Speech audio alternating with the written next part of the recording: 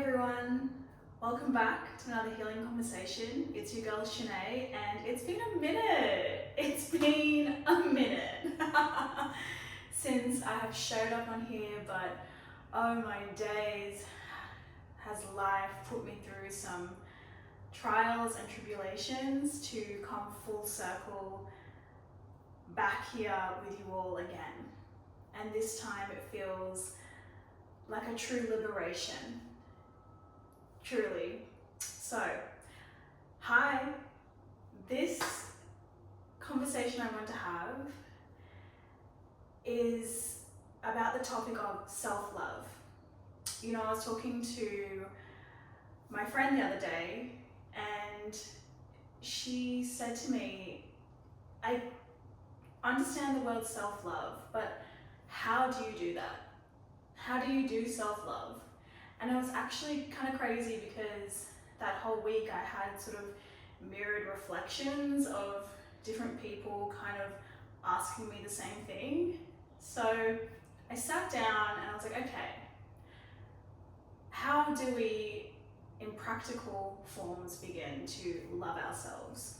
And so this video is for you. If you're out there and you're just feeling like, you know what, I want to show up in life differently.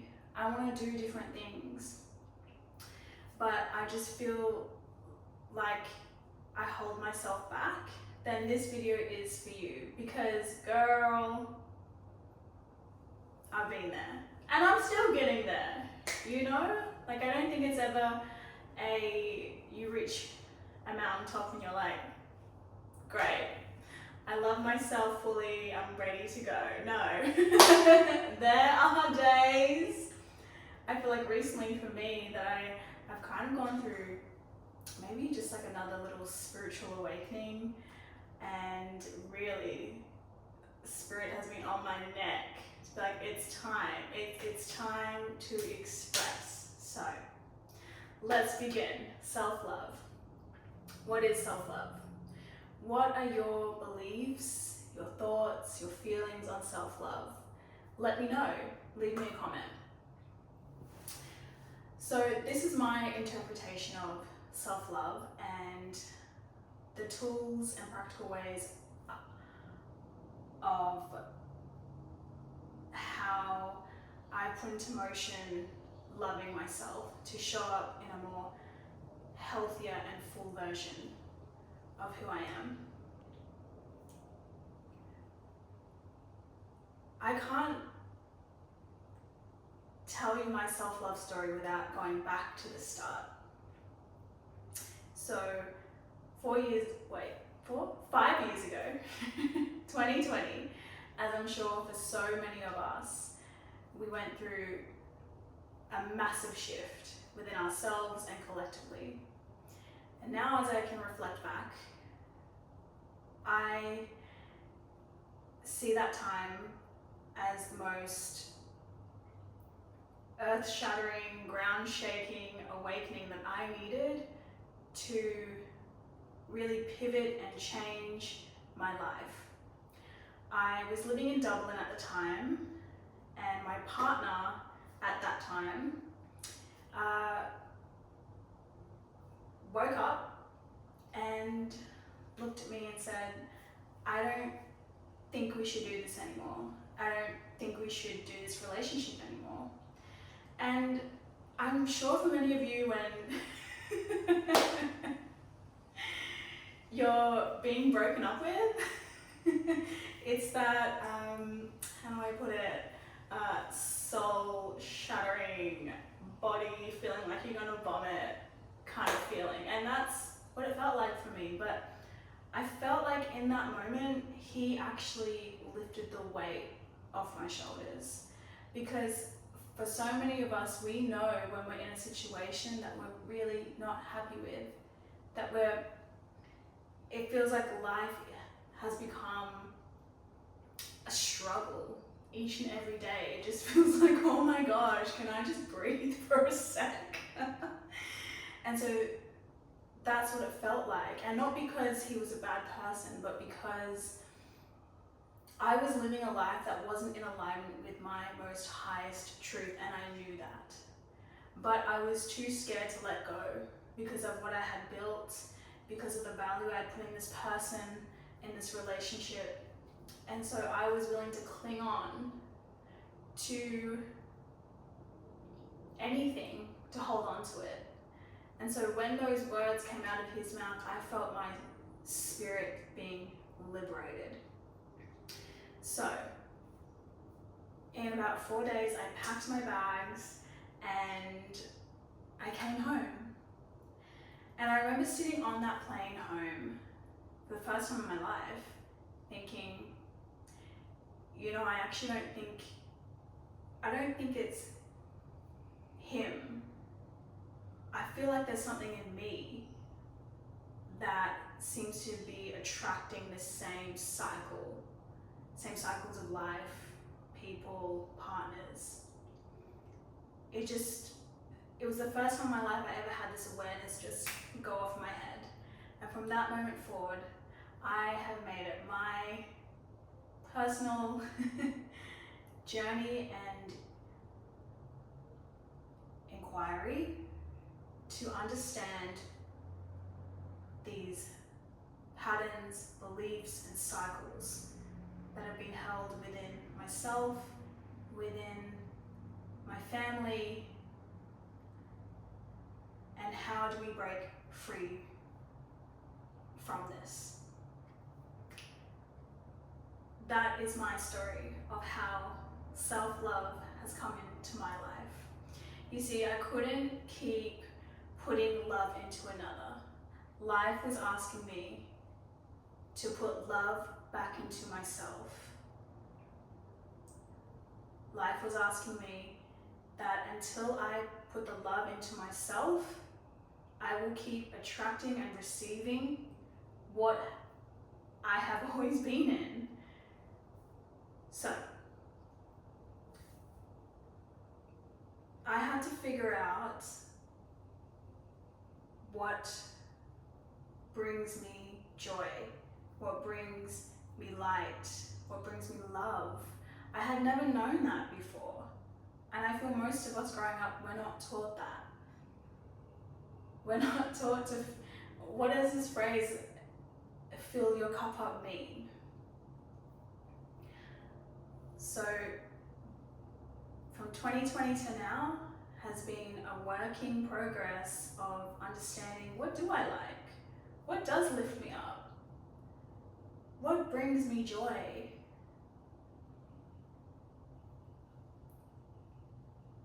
And now I put these tools into practice, and it's an ever-flowing motion of balance, of coming back to this state of peace within myself.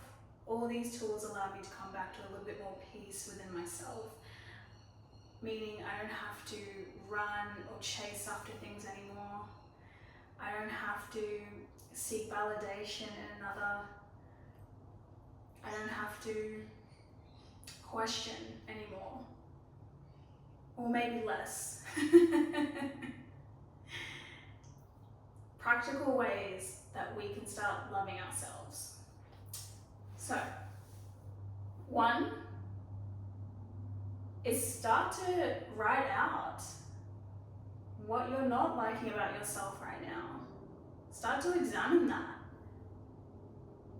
Start to write out the things that you don't want to embrace, and really become like a personal investigator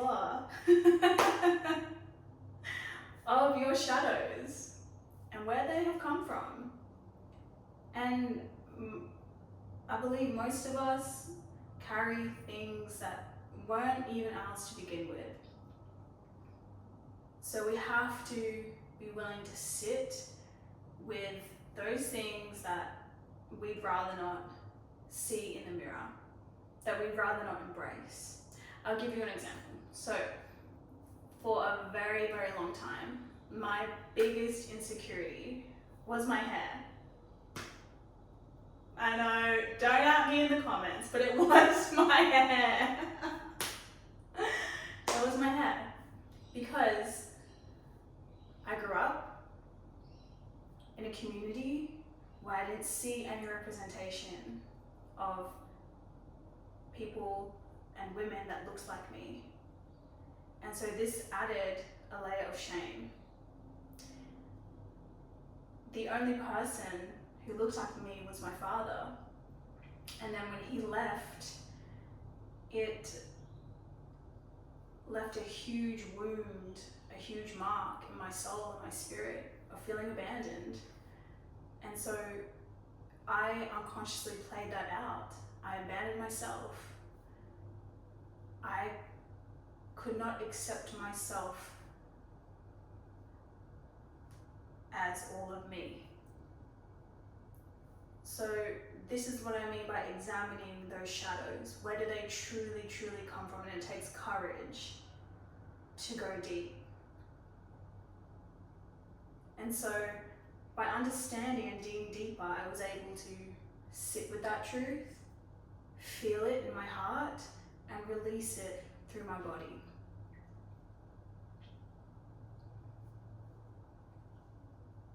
When we then start to release what is no longer ours, release those beliefs, release those things we've started to hold on to, we start to feel lighter about ourselves.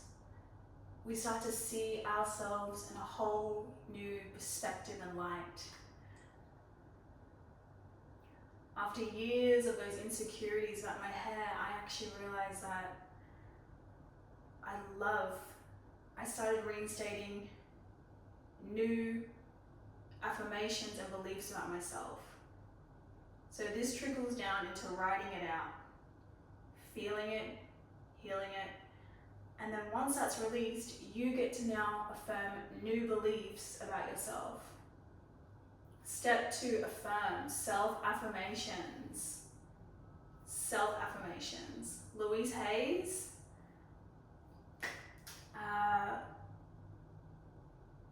really changed my life. Her words on affirmations and the way we talk to ourselves really started to pivot and change the way I saw myself. I cannot stress this enough that the words that we say about ourselves really do have a ripple effect in our life, and that it will feel uncomfortable to look in the mirror and say, I love you. But the more you start doing that, you start to speak to your soul. And the more that you speak to your soul and come from that place, the more you start to liberate. So too, self-affirmation. Start writing new things about yourself.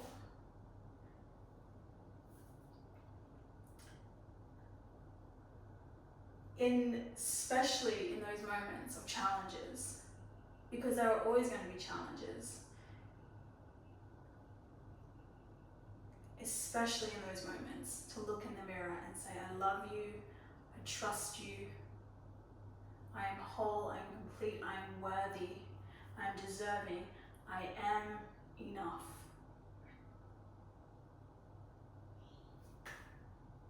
Self-affirmation. The next practical step we can do is self-care. Oof! Take yourself out on a date. Take yourself out for a coffee, out to the beach, out in nature. Take your own self out and do those things to take care of yourself. Put your phone on do not disturb for the day. You don't have to take that call. Self-care is it's so important.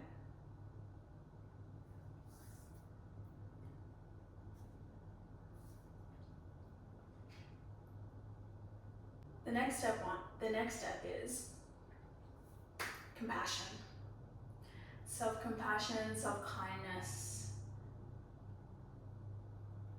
When we make a mistake in life, do you put yourself down?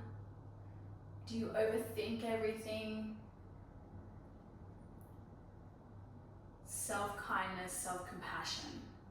Compassion for yourself. Giving yourself grace in those moments. Not beating yourself up for every little thing. Because we can only give compassion to others when we are fully compassionate with ourselves.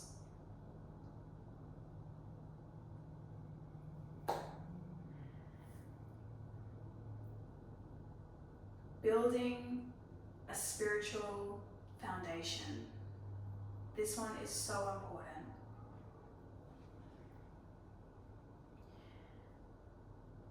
Building a spiritual foundation means that you are connected to something bigger than yourself. That each and every day you lead a life that is in alignment with your spirit. That you have a spiritual compass, morals, ethics, beliefs, and this is what's going to steer you in life. Is your spiritual foundation. Anything, it can be simply getting up in the morning and having just that 15 minutes to yourself to take a breath,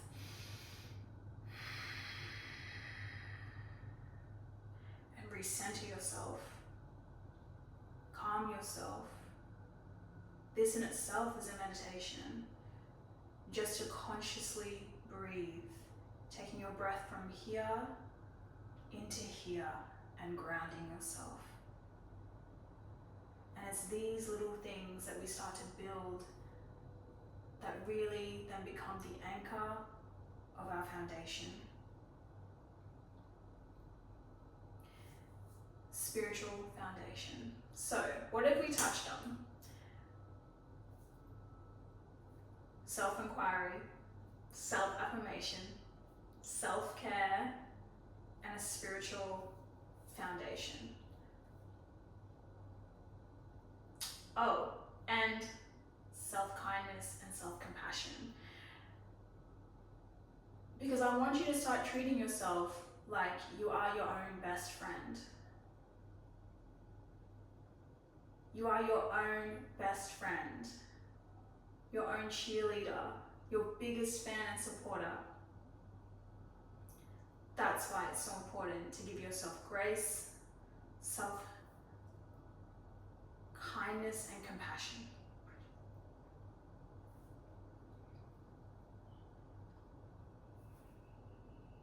No end to loving yourself.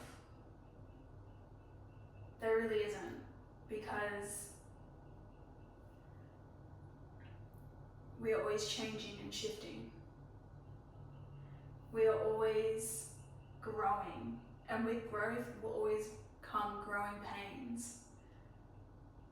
But when we are anchored in ourselves, in the love for ourselves, it is so much more easier to move through life, because we are showing up in a place of authenticity, of a deep knowing, and we are able to lead a life that is more so from here. Our soul, our spirit. And when we lead it from here, this then becomes an unexplainable, intangible self-love. It is a deep wave of feeling that surpasses anything else. And when you're in that knowing, in that feeling, you surrender and you let go. I'm not saying there will be a tug of war sometimes. It's so much easier to let go of things that no longer serve you, no longer serve yourself in this moment, because you are deeply anchored and rooted in the love of who you are. I look back and I think, what was the best thing that ever happened to me. It was the catalyst for profound, profound healing, change and transformation. And I am forever grateful for that. Things in life truly do come full circle. Trust in the process. Even if you're facing immense darkness, you're always being led to something far greater, further than your eyes can ever see. Let me know in the comments below your own self-love journey. This is a community, and until next time, namaste, te giltamas. Peace.